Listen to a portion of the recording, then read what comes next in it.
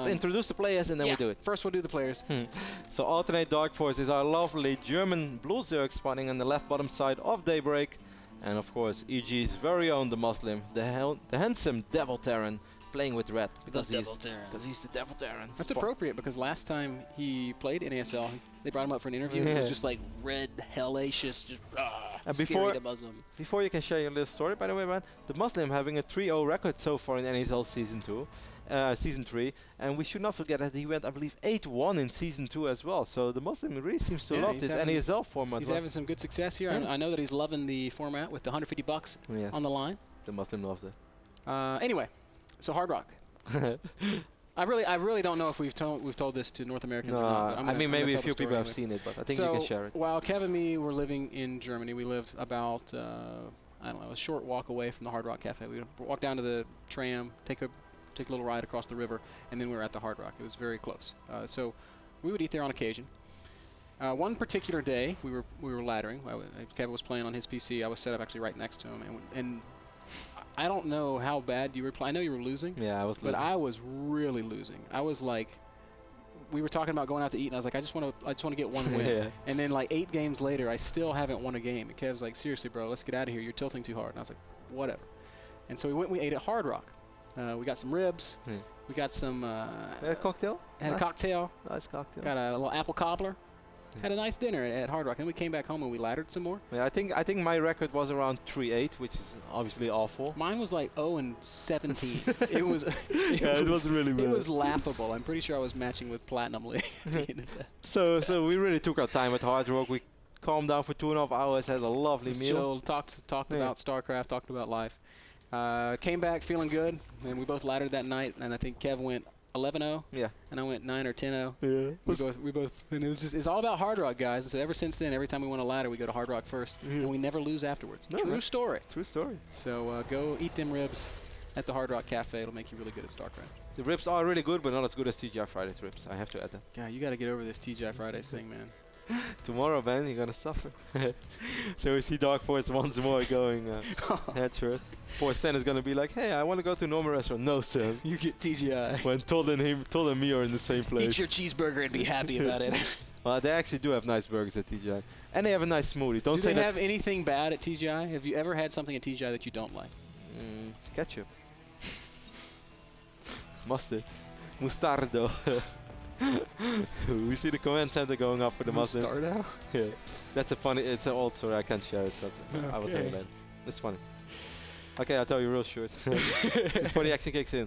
Once upon a time I was in Italy for just a show match. They invited me to play a show match against Italy's best Warcraft 3 player, so I said okay. So I went there, I played the guy, I won, and I was hanging out with Vu, the very famous, how was the game called? Painkiller player, like world famous. And so we went to McDonald's and he wanted mustard, but he said like I couldn't have mustard, but they didn't speak English. So he's like, huh? And he's like, mustard, yellow mustard. And so he still didn't get it. And he's like, mustardo. And she's like, mustardo. No way. Yeah, I promise you. That is so silly. I'll never forget it. It's very silly. Anyway, focus on the game. All right, we've got a similar opening out of DeMusliM. 1 racks fast expand into what will certainly be some reactored Hellions. Potentially a starport follow-up, as he does have that double gas. This is just becoming so standard in a lot of the TVZ matchups. I wonder if Darkforce is going for such a quick additional base once more, as we saw him do on Ohana. Well, it's easier to get away with here because it's much easier to defend. We do see a drone going down there. Wow, that's quick. 6 minutes and 5 seconds. That's like the time that Wydra took his third base against Chef. It's kind of a way to metagame the fast 3 command center, which is what DeMusliM did in the last game. Now this time, if I were DeMusliM, I might mix it up and do this same opening, 2 base all in. He doesn't have a tech lab. Yeah, he's going to get a tech lab soon on his barracks. But yeah, for instance, what he could have done is like a medevac and then try to get Stim ASAP and then move out with Hellions and Marines. So, playstyle that he used to love to use. That's what I mentioned before when Illusion started playing it a lot as well. And people were like, oh, Illusion, very nice build. And the Muslim is like, hey, what the hell, this is my build. No, the Illusion did confirm that it was the Muslim's build. But he's going once more for the Cloak Banshees win, so that story is irrelevant. It is indeed. Who could have ever thought that we would tell an irrelevant StarCraft 2 story? We would never do that. They're always relevant in some capacity. We don't go there.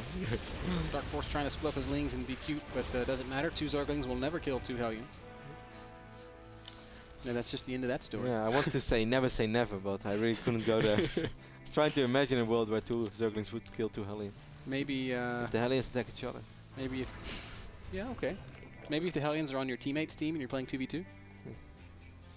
But this time, however, unlike on Ohana, DeMusliM does scout it straight away that Darkforce goes for a really quick third base. So I wonder what he's going to do with it. And look at the Baneling that's being thrown down much quicker than in the previous map. I like this choice.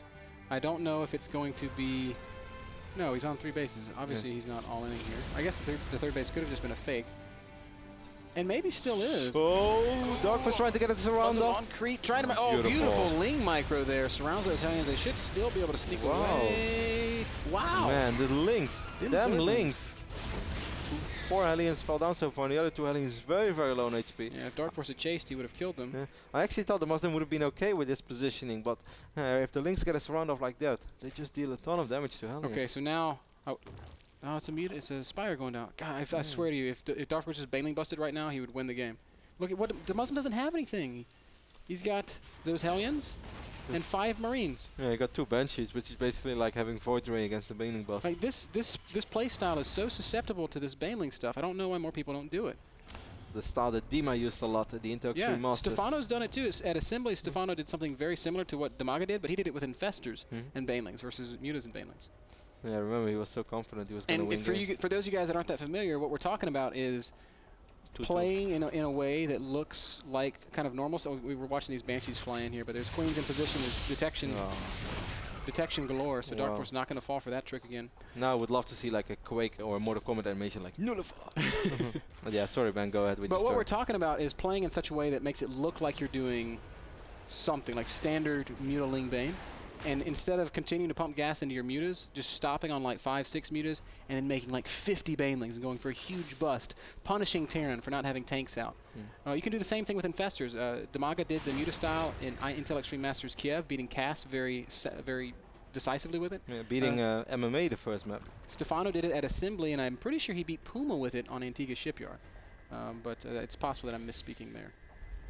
So cool stuff. Go check out those VODs if you haven't seen before. Very good builds against this fast triple orbital style. I like that build as well, and it's also a style that's quite hard to scout for Terran, because if Terran does throw that scan down, okay, you see the Spire, you don't see that many units, you think, okay, he's saving up gas and minerals for mutas, and then suddenly you can catch him off guard with a ton of Zerglings. I mean, it's 12 minutes in the game right now. There's 1 tank out, no siege mode. Siege mode won't be done for another 60 seconds. So you can easily have... If you can have Hive at 12 minutes, you can easily have 50 Banelings at 12 minutes. And how would DeMusliM stop that in this situation? Oh, DeMusliM is going to end up losing both of these Banshees. Beautiful by Darkforce, bringing the Overseer straight away. Probably knowing, he's probably started with creep that those Banshees are still there. And so far, this game has just been going absolutely perfect for Darkforce. Got the surround up on the Hellions, killed the Hellions, didn't lose that many Zerglings. Yeah, we see a little speck on the minimap there down outside of Darkforce's base. I think it's that Tom Cruise Viking again. Man. I cannot wait for the mutas to go shoot him down. DeMusliM actually likes Top Gun a lot. Of course he does. He loves Starship Troopers as well. Starship Troopers is actually okay because it has boobs. Am I allowed to say that on the air? No, we were not. That's one of my words that's on the don't say list. Ben is gonna get fired for saying Oh, you're a jerk, man. Hanging me like that. I don't think you're allowed to say jerk either. You can say jerk. Oh yeah. You can't say the P word. Which is not what you guys think of. It starts with PR. I did not say boobs, Morgan, I promise. We're allowed to say boob O, which is kind of like silly. What? Yes. Oh, mutas! No, that's not where you want to be. A lot of damage taken. One muta fell, another took critical amounts of damage. DeMusliM just setting up to secure his third base. Darkforce is continuing to build on this muta vault. He's got 14 mutas. He's putting gas into mutalist attack upgrades, so that pretty much signifies that he'll continue building these mutas. Yes. So far, Darkforce didn't harass that much, but he's going to pick up that missile turret right now. Oh, kill some of these reactors. That'd be so good. No, he wants to kill some SCVs. Which actually I don't think that is that much of a big of a deal for DeMusliM. Wrong decision right there for Darkforce. DeMusliM has 58 SCVs and he's a triple orbital. That's really pretty much all he wants to have anyway. So it makes no sense right now trying to pick off 4 or 5 SCVs. To rather pick off those reactors, as you pointed out. Agree, and look at DeMuslim's reaction. This is really smart in my book. Turrets are excellent against mutas, and next time those mutas fly in, they're going to take some big damage. They're probably going to lose a couple. I love that DeMusliM is doing this because he's got that big economy. He can drop these mules. He's not at any real loss for minerals right now. Straight away dropping those new mules on his newly acquired base. I'm loving that. I keep saying that in TVC. Look at DeMusliM dropping all those yellow submarines. We all live in the yellow submarine. He's starting in tours as well. And if we take a look at the army of Darkforce right now, despite going for a quick baning nest, he never actually made a single baning. Darkforce is going to try to poke back into that main base, and he's making a beeline right for those turrets. This is not going to end well. Darkforce first point of view. Whoops. He's right on top of it. Go there. DeMusliM moving across the middle of the map. He's managed to hit a pretty scary army supply. 120 army supply, 185 of his actual supply. He's going to push right through the center. And DeMusliM and Darkforce have quite a history when Thors come into play. That's true. Like you said, DeMusliM going into a mass Thor style. 31 banings on the way right now for Darkforce, and I really think that's a wise decision. But he's got to get a good engagement. And does he even have baneling speed? Yes, he has baning speed. I saw him recently. Yeah, and there it is. And here we go. Darkforce is going to go for it. He's got to be careful not to blow up on the Thors, and he's detonated quite a bit on the Thors. And wow, that's not good. Muta's stacking up painfully. Wow. Such beautiful splitting by DeMusliM. And that was just perfect control. DeMusliM is playing some of the sickest StarCraft I've ever seen from him. And he's going to pick up a lot of these banelings as well. Oh, I think this is actually could be GG. Wow. Good night, GG, says Darkforce. And he leaves the game. Everything going well for Darkforce. One bad engagement, and DeMusliM is our winner. Yep, that's just Needling Bane. If you control perfectly, if your engagements are all good, if you're at different places around the map, you can spread Terran out and you can kill them. If you have one bad engagement, you've lost everything, and you're dead. Wow.